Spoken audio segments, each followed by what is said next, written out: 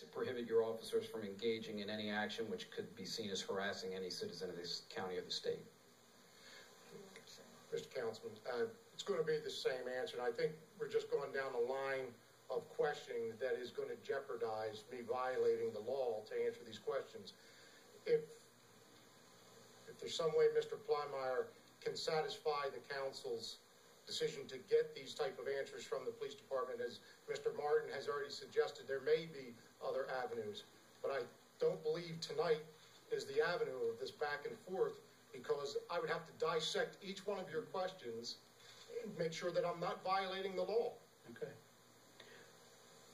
Can we agree that your policies would prohibit officers from obtaining files on private citizens or public officials? And that's going to be the same answer. My policies are open. We have them online. Everyone can read them. They're open to the public. I would implore people to go at AnneArundelCounty.gov.org, and you can go to the police department's website. You can push on our rules and regulations, and they're there. And that's what I expect to be followed. Okay.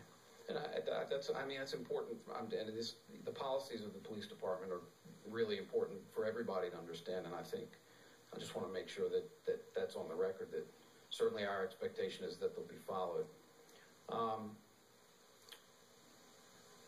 I guess at this point, the rest of my questions, I can ask all of them, but I sense that on the advice of counsel, you're going to stop answering at this point, because it's clear to me that you don't want to talk about the policies of the department out of fear of jeopardizing any potential investigation. I'll ask one final question. And I get, because this gets away from where I was going.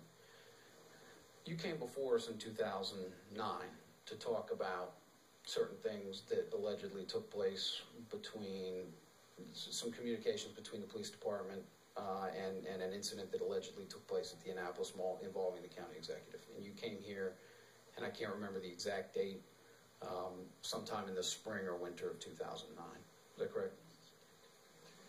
Those questions are subject to the grand jury investigation. Okay, that's a fair point. Do you still stand by all the comments you made to us in 2009? Are they as true today as they were when you made them 2 years ago or 3 years ago? I'm going to take the advice of Mr. Martin and advise the councilman respectfully that that line of questioning was brought up in the grand jury, and I have testimony on record. And I understand. I just want to.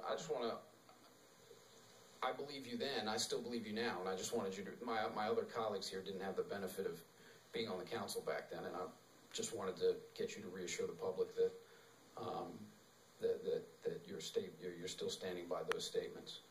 As I said, Councilman, he's willing to come back here when the grand jury's done and talk to you about anything you want to talk to him